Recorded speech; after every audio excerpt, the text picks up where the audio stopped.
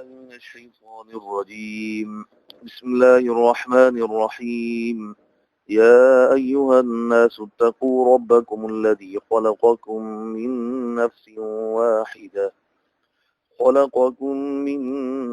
واحدة وخلق منها زوجها وبث منهما رجالا كثيرا ونساء واتقوا الله الذي تساءلون به والأرحام إن الله كان عليكم رقيبا صدق الله مولانا العظيم.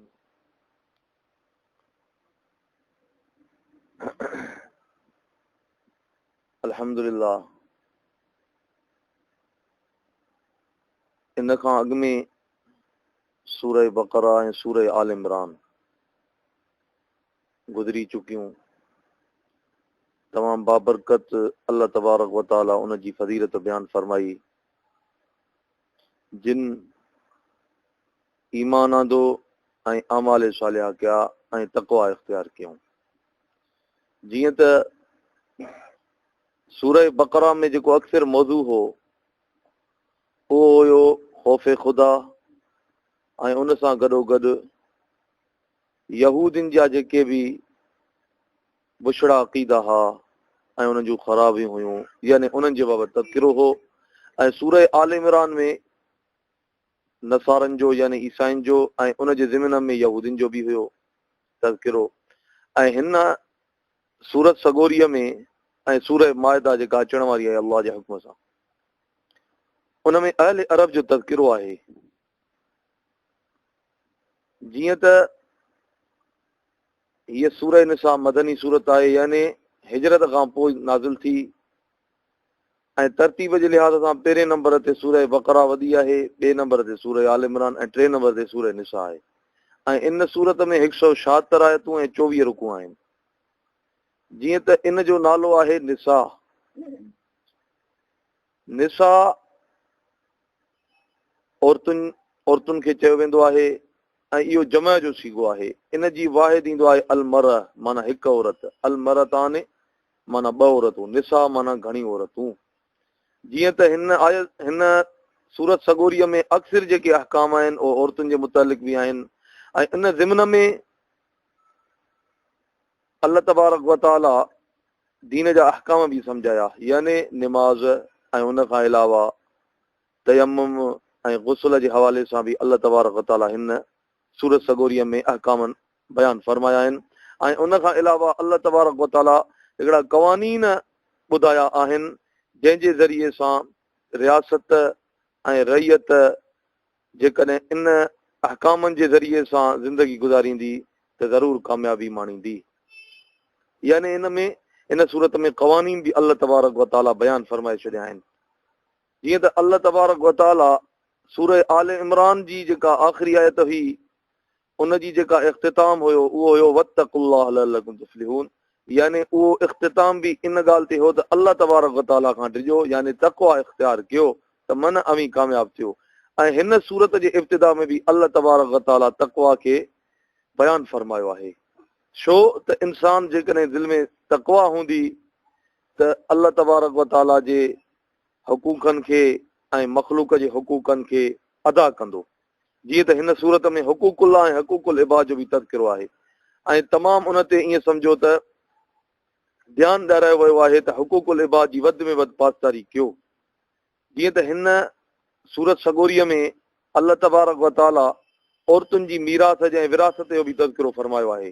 छो त ईसाई ऐं जेके हिंदू हुया उहे पंहिंजे मिल्कियत मां पंहिंजे औरतुनि खे हिसो न ॾींदा हुआ। ऐं हिन सूरत में अल्लाह तबारक व तआला औरतुनि जे हिसे जो बि बयानु फरमायो आहे। ऐं अल्लाह साईं फरमाए थो त ए माण्हूअ, ए इंसान हो, अवी उन जे पालणहार खां डिॼो। अल्लाह साईं हिते पहिरियों इत्तक़ू रब्बकुम यानी तक़वा इख्तियार करण जो हुकुम फरमायो आहे। छो त ख़ौफ़े ख़ुदा थींदो दिलि में त तॾहिं त इन इस्लाम जे हुकुमनि ते अमल करणु आसान बणिजी वेंदो न।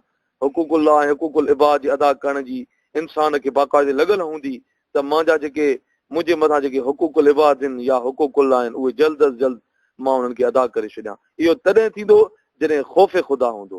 तंहिंजे करे अलाह साईं फरमाए थो त अमी उन पंहिंजे पालणहार खां डिजो ख़लक़कुम मिन नफ्स जंहिं अव्हांखे हिकु जीव आदम अलैहिस्सलाम मां पैदा कयो ऐं मंझांसि संदसि ज़ाल पैदा कयईं यानी हज़रत आदम अलैहिस्सलातु वस्सलाम जे जिस्म मुबारक मां यानी पासीरीअ मां अल्लाह तबारक व तआला पंहिंजे कुदरत जे करिश्मे सां बीबी हवा खे पैदा कयो ऐं अलाह साईं फरमाए थो त वबस मिनहुमा रिजालन कसीरन व निसाअ ऐं उन्हनि मां घणा मुर्स ऐं ज़ालूं पकिड़ियाई यानी अल्लाह तबारक व तआला हिकिड़े जिंद मां अल्लाह तबारक व तआला तमामु घणनि माण्हुनि खे ऐं तमामु घणनि औरतुनि खे पैदा फरमायो ऐं हिन वक़्तु बि जेकॾहिं ॾिसो त जेका आबादी आहे इंसाननि जी आबादी आहे उनजो सही तइदाद बि अलाह जे ज़ात खे ई ख़बर आहे त केतिरा मर्द आहिनि केतिरियूं औरतूं आहिनि थोरे जो टेक्नोलॉजी जे बावजूद बि तंहिंजे करे अलाह साईं फरमाए थो त इन्हनि मां घणा मुर्स ऐं ज़ालूं